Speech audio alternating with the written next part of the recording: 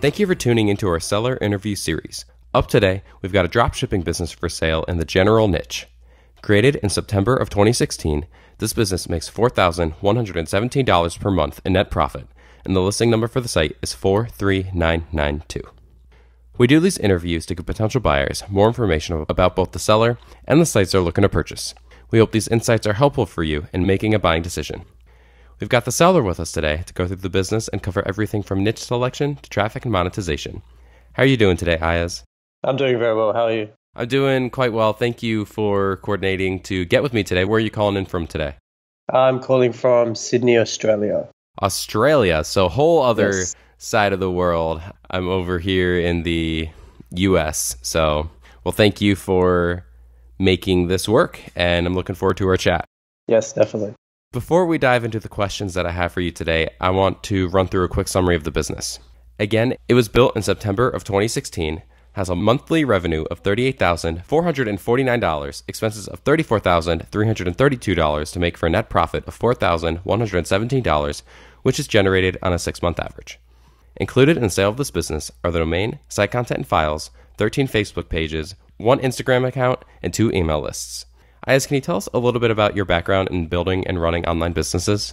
Yeah, so this store was actually my second online store that I'd started. My previous one was more of a niche down store. It was running in sunglasses, and that one was somewhat profitable, but not at the level that I wanted it. So I sold it and I reinvested into this one.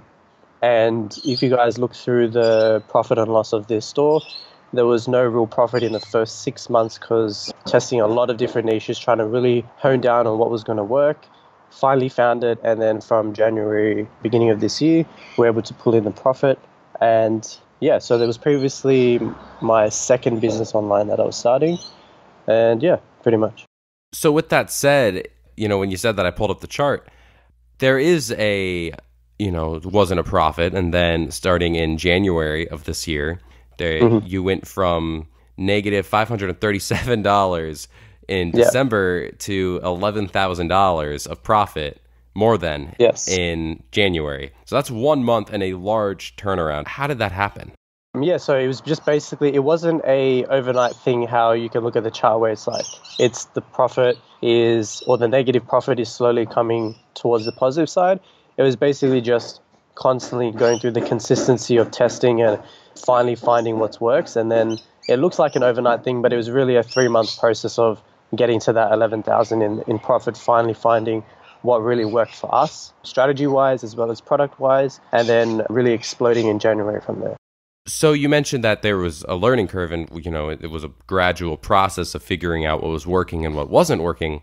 So what are some examples, and we'll get to the good stuff in a little bit, but what are some examples of some stuff that didn't work? Just the sort of niches that we're going into, so the types of products that we were testing, slightly the advertising strategy using Facebook is our main traffic source. So the way we were testing products and the sort of audiences we were going for, they just weren't converting for us at the time. So we finally dig deeper. We had someone come in to teach us a little bit about how to do better with Facebook advertising. And so there was a little bit of investment on that side in terms of learning a little bit more on how to make it more profitable. But it was more just the niche selection and the product that really helped us in that way. So how do you decide what kind of products you want to sell? Because it's a dropshipping business, and how many products do you have and how do you choose them? So currently on the store, I think there is 370 products, but there's only roughly probably 10 to 15 that actually sell within the week. So the other products are just to make the store look full and to be trustworthy. And there's been plenty of people who shop around and buy all these sort of random items, if you want to say. And we do have supplies for each and every one of those. So it's not going to be like you have to go out and find those products now that it's been fulfilled. We do have supplies for each of those. So if in the case that someone does buy those, they can be fulfilled. And how we kind of look for our products is we look at obviously the niche that we're in, or the niches that we're in, and we go out to look into the market, what's kind of working, using the different sort of product research methods that we have, using Amazon, eBay, and kind of see what's working already, and either test those same products out, put our own spin onto it, a different sort of advertising angle, or we may just find a similar type of product that we feel like would work, and we test it out in that way. So, with your drop shipping model, how exactly do you make it work? Does your supplier ship directly to the customer, or does the product come to you at all? No, so once we're first testing the product, because we have some reliable suppliers, we know that the quality of the product's up to standards. So we usually ask them for images of the products and things that we can judge on how the quality of the product will look. Also, we've built the relationship, so we always ask for the best sort of products. And if we need to pay 50 cents, a dollar more for a better quality product, we're willing to do that simply because the customer will benefit off that and we will benefit on the long term from there. So in that way, we're able to guarantee that we have a good product without having to touch it. Once we do find a sort of winning sort of product that is selling regularly for us, we will order samples in to really test it out to see for ourselves, potentially make our own advertisements from those, to make videos and pictures using it through our way instead of using online content or the supplier's content. And you mentioned that it was a 3-month process to really turn around the negative to the positive to the giant 11,000 month. So what were some of the things that started to go well for the business? So I think it was in November or December, end of November, beginning of December, we kind of found the niche that really exploded in January. And from that time on, we kind of really honed in on like testing as many products as we could in that niche. And we finally found one in January, which the whole 11,000 was literally just from that one product. There was maybe one or two other ones that kind of brought in a few thousand, but majority of that profit was from just one single product that we finally found. You mentioned that Facebook is your primary source of traffic, Facebook marketing? Yes. So there's 13 different pages associated with the business. Why is that? Yeah, so how we run our advertisements is we like to test different niches. So each of these pages is one individual niche. So niches that we have gone into previously that we have Facebook data in. So there's an advantage for someone who takes this business and wants to potentially go into other niches. They do not have to start from scratch. So they have the data in all these 13 different niches that they can potentially go into and explore further. Of course, we have one or two or three of them that have more data than the rest that once inside the store, you'll be able to see which ones those are. And that's the biggest advantage to this business, is really having that advantage over other competitors who don't have the pixel data, because that's the biggest thing with Facebook advertising is a lot of people try to get into the dropshipping model and assume that they can just find one winning product and it's going to change their business. But right now, a lot of people are struggling with the model simply because they didn't get in early enough. So buying a business that has the data already, like, you're going to be 10 steps ahead of the competition, especially since we've been in this niche for about a year now. So we've been able to spend quite a bit of money in there collecting all of this data. With the 13 different Facebook pages, are they still under one company umbrella? Or are they Yes. separate for the different niches, different brands? Yeah, so they're under the same company name. So I'll give you an example. One page could be called I Love Protein Bottles or I Love Protein Shakes. And inside there, everything related, any product will be under something to do with protein shakes or something like that. So each of these pages will be I love something, or something lovers, dog lovers, for example, or cat lovers, things like that, where the community can really vibe with the page and be part of something other than a company's name directly, because it kind of makes people feel like they're a part of something. And when you try to sell those people on something, they do not mind that it's going to a different sort of website name rather than catlovers.com. It's going to another sort of general store. They don't mind that because you've built the rapport with them over the Facebook page and they've seen the advertisements, they love the product, and when they come to the general store, they not only buy that product, but they may buy other sort of products. So there are pros and cons when it comes to a niche store and a general store. But for a general store, you're just able to test a lot more different aspects and potentially make more money having more niches in the same store. How are the status of the Facebook pages? What I mean by that is, are they all pretty even in likes, or are there a few of them that have more or less? Yeah, so there are a few that have more than others simply because those are the primary niches that we've been in. So there are, I think, 2 of them that have over 100,000 likes on each of them, and the rest of them are between 40,000 or 60 to 2,000 each. So between 2,000 and 40,000 for the smaller ones, and then above 100,000 for the bigger pages. And the Instagram account is around just over 3,000 followers. And that's pretty substantial, for even the 3,000 Instagram, like that's a substantial number. So how do you go about creating this list, growing this following? Do you have a special formula? Have a good product. We haven't focused really on growing on our following, on our likes on the page, because we feel like that's kind of a waste of money when you're first starting a page, when you don't really know that it's going to work or not. So the pages that we've built up to over 100,000 likes on them, they all came organically through the paid advertising. So what I mean by that is the products that really, really worked, people either clicked the page to come in to check out what's happening on the page, which is why we stress on constantly posting on the page for people to see like updates on images or memes and interacting with each other, so people can keep the engagement on that page. So then when we do post a product, we get the same amount of engagement on there. So we kind of focused on the advertising side, and the advertising just brought in the likes naturally through that. So that's why there's the big difference between 100,000 and 2,000 on some pages. It's just that people come in naturally and just like the page because they like the product. You said the key is have a good product. So if you have good products that sell well, why are you selling this business? Because I have 2 other dropshipping stores as well, and they're both niche stores. So this is my only general store that I have.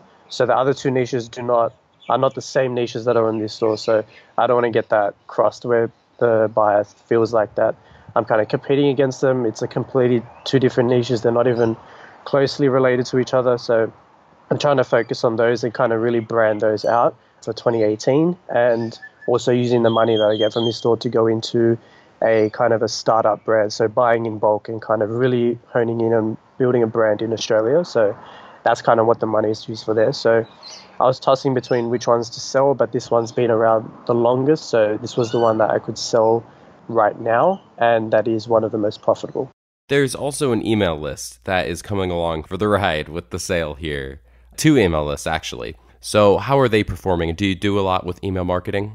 Yeah, so we usually do, every week we'll send out 3 to 4 emails to the list. A lot of people have said that that's too much, or they don't want their list to be hit with so many emails. But for us, we want to maximize the revenue that we can from email marketing. And if you're providing people with value and the right products, people are willing to purchase. And even if they don't, they still get to see what's coming out in the market.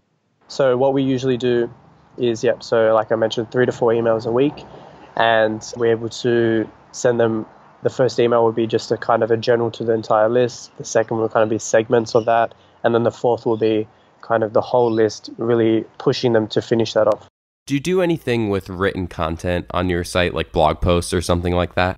No, we don't. So that was one of the things that could be an avenue for the buyer to use, because what we have noticed is a lot of people, not compared to the advertising straight from Facebook, but a lot of people do come in directly from Google.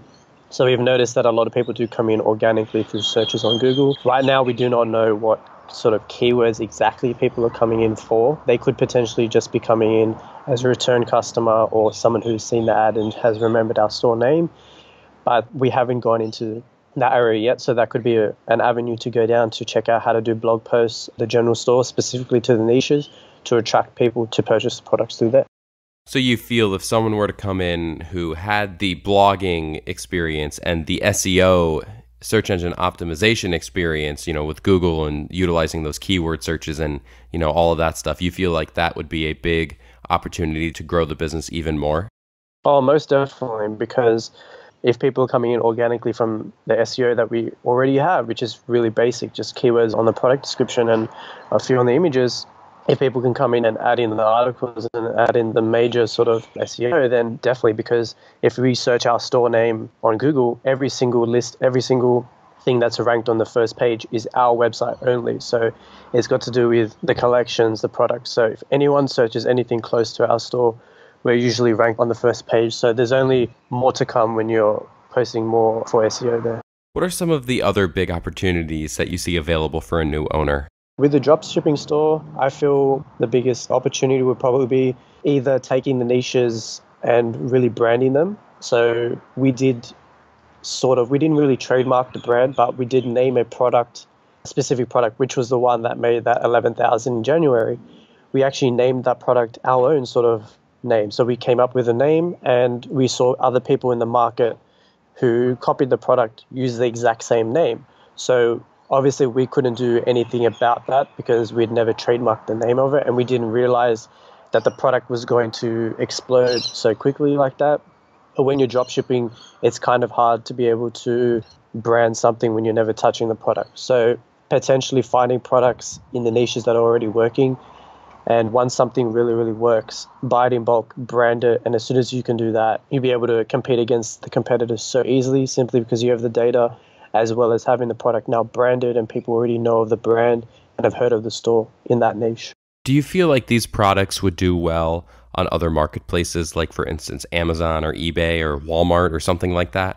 I have looked on Amazon, and there are pretty similar ones of the product on there already who people are already sort of branding. I did look on that avenue to do that as well, to connect it with Shopify, because there is an Amazon sort of fulfillment thing with Shopify that you can use. The only problem was that the profit margins weren't great compared to what we were selling it for ourselves on Shopify and through Facebook ads.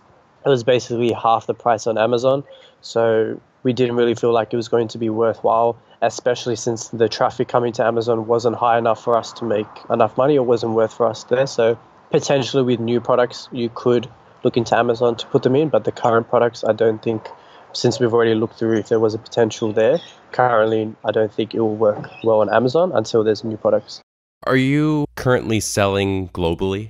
Yes, so we've sold to countries that I've never even heard of. And yeah, so pretty much globally, and the suppliers are able to easily send them to all there. Obviously, every country is different in terms of the shipping time. So you just need to take that into consideration when sending to these other countries. Are there any other big opportunities available for a new owner that you see? Again, I feel like with drop shipping, it's more about how many winning products can you get. So it's more about get a bunch of products that really, really work, and then concentrate on them really, really well. Because a lot of products in dropshipping that I've noticed previous with friends and other people in the industry, some people in the dropshipping world just don't know how to scale a product to last long enough. So they don't have the knowledge in terms of knowing how to do that. So the biggest opportunity, I think, is find the products that are already working and kind of bring that into your own store and put it into a different angle that other people haven't done yet, and within the same niche. And then potentially taking sort of general products that are still related to the niche. It would be a little bit easier if everyone knew what the niche was and kind of how I'm explaining it, but there are ways where you can take a general sort of product that anyone can kind of buy, but specifically target just for that niche. So they feel like it's specifically just for them, but really anyone can buy this product. But for this niche, people can kind of relate it to them no matter how you word it. So I feel like that's the biggest opportunity there. And especially with what you've said before, like this is something that you could easily brand to everyone, right? Yeah, exactly. Are there any risks associated with this business that you feel a buyer should be aware of?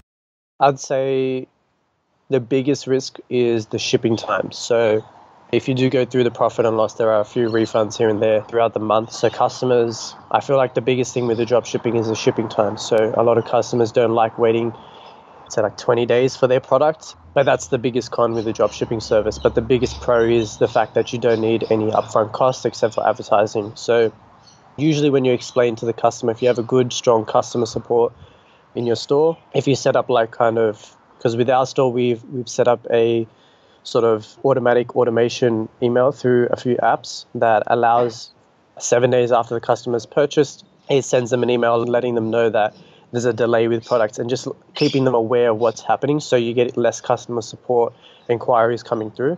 And when people do inquire, we do have templates for people to send out straight away that explain to the customer. We have our FAQ section, our refund policy, everything explains to the customer. And we link that all to the customer, letting them know that, look, this is on the website. We have explained it that it will take 20 days. So if the customer does want a refund at that point, we'll consider it based on if it was a sale item or not. But we also like to take the customer's feedback in consideration with that. So would you say that most of the work that you're doing on the business week to week are these customer support, replying to emails and such? Or is there other work that you have to do to maintain the business?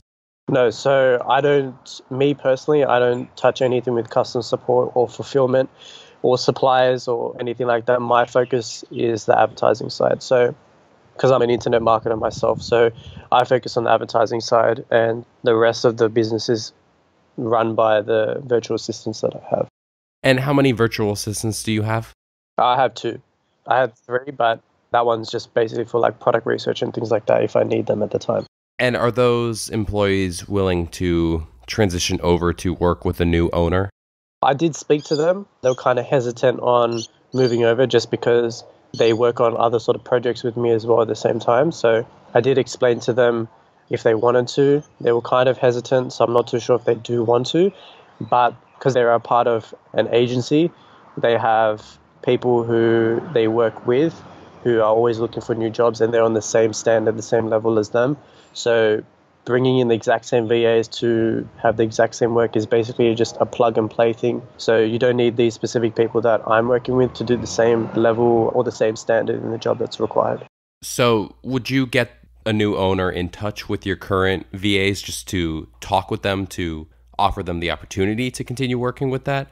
And if they are not interested, are you willing to work with a new owner to just really, talk about and let them know all the roles they need filled so they can go ahead and find someone to fill the role?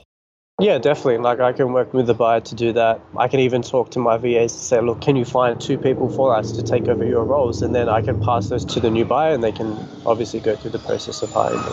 So with that said, though, all that you're handling is the Facebook marketing and email marketing. Yes. And we do some Instagram marketing, which is through Facebook, but it's not with influencers or anything like that.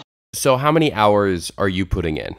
Per week, I'd say, let me go by it per day. I'd say probably an hour and a half a day just launching new ads. And are you willing to, during the transition period, not long term, but are you willing to walk through, how you're running the ads and stuff with a new owner so they can continue that, that process and keep a general synergy throughout the transition? Yeah, I can definitely do that. The thing with Facebook advertising is it's such a platform that is constantly changing. So being up to date with the latest ways to advertise, or the biggest thing with Facebook advertising is to test to see what works for you. So potentially what worked in January is not working today, right? So for example, I was selling a lot of product in January to the US. And since then, a lot of marketers and advertisers have come into the US market and really saturated this market. And it's just forced people to kind of either have a higher price item where you can compete on advertising costs, or come up with a new strategy with new countries to target, which is why we've gone so worldwide in the last 6 months. If you notice with the traffic and things like that, the traffic is a lot more larger in terms of course, the revenue is larger as well as the traffic, but the traffic coming in doesn't convert as much as a US would simply because it's worldwide traffic. So it's just less conversions, but the profit margin is still there. Yeah, I guess that's, something else that I want to talk about just briefly. If you look back at the chart on Empire Flippers on the listings for this business, you see we had that spike in profit back in January, like we've talked about before. And then it remained pretty constant, profit levels dipping a little bit, it's down from the 11,000 in January, but revenue has risen substantially since then and continued to climb. So what is separating the growth between the revenue and the profit? The biggest thing is we tested a lot of things with advertising. So I think mid-year, or was it mid-year? No, it was around end of May or something. I actually went to Miami, and I was there for like a conference sort of thing, and they were teaching us new ways to do things with Facebook ads. And I was testing when I came back to Australia. I tested a lot of ads, and I was spending a lot of money on trying to find new ways on how to advertise, because this was the point in time where sort of some products started to die out a little bit, and the Facebook ads started getting a little bit more expensive than they were previously in January. A lot more people were coming into the niches that we were in. So it was more just the advertising spend that was increasing the cost on that side, but also increasing the revenue because we were bringing the sales in, but the profit margin just wasn't where it was in January. So the biggest difference was just that we were testing a lot more to find out what was going to work for us next. And you're taking, as the revenue is going up, you're taking some of that money and investing it back into the business, as you said. And trying new things. Exactly. Well, I haven't taken a single dollar to myself personally since I started this business. So everything's been reinvested back in to constantly grow it.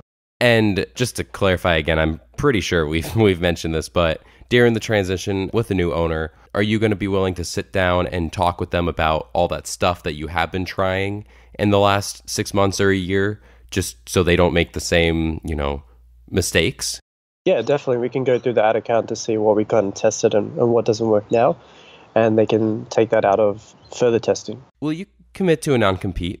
As in no competition after? As in, I mean, obviously the terms of the deal will be between you and a buyer. So, I mean, I'm not going to speak to the exact terms, but, the idea would be, as you mentioned before, you have two other dropshipping businesses. They're niche businesses, and you're stepping away from the kinds of products that you're selling with this general store. Would you commit to not coming back to this niche, at least definitely. for a while?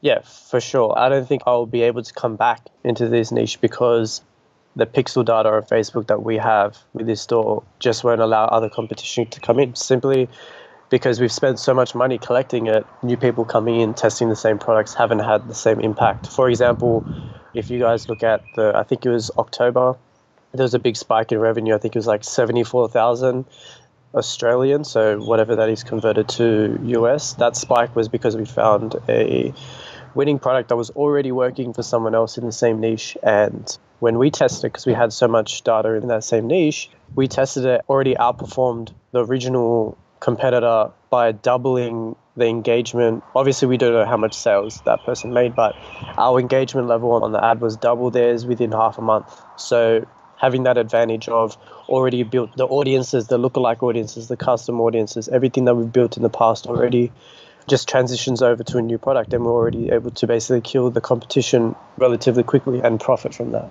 So with that said, yes, you'll commit to a non-compete, but even if you didn't, you don't think it'd be the type of situation where you'd be able to find footing to be able to be any sort of competition anyway.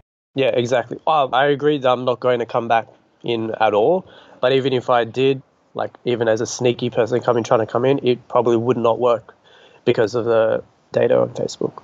Yeah, like you said, you've taken everything that you've earned with the business and invested it back in to find out what is and isn't working, especially with that Facebook data, which is, Facebook marketing is part of the way of the future. So it's a really strong foundation to have that for a new owner. Exactly, yes. Obviously you're selling the business, you want to put it behind you. So the best case scenario is that someone comes along and offers a 100% cash offer of what you're looking for the business. But if that didn't happen, are you open to negotiations about other deal structures, like for instance, an earnout? Yeah, so I think I mentioned this with a salesperson before. I will be willing to do something like that as long as we can negotiate on the upfront price of whatever the upfront payment is, but also on the time of the drip out of the products, or the rest of the payment. So I probably wouldn't be willing to do 6 months or anything like that. I'd probably be willing for like 2 to 3 months after the purchase of the upfront payment, simply because, like I mentioned previously, that everything that I'm taking from here is just going into another business venture. So it's not like I'm keeping this money for me personally to go buy like a nice car or something like that. So it's just to reinvest straight into another business so I can get that as quickly or set up as quickly as I can. So you're open to it and definitely willing to work with someone to find a deal that works for everyone involved. But with that said, you are selling the business to move on. Yes, that's right. Well, thank you, Ayaz. I have one final question for you, and I really appreciate you taking the time with me today, all the way across the world, which, can we just, off topic, but that is just so cool, like just all the way around the world. We're having a conversation clear as day. There's no interference. I think that's really cool. So thank you for taking the time with me. Before we get to the final question that I have for you, I want to go ahead and run through that quick summary of the business again.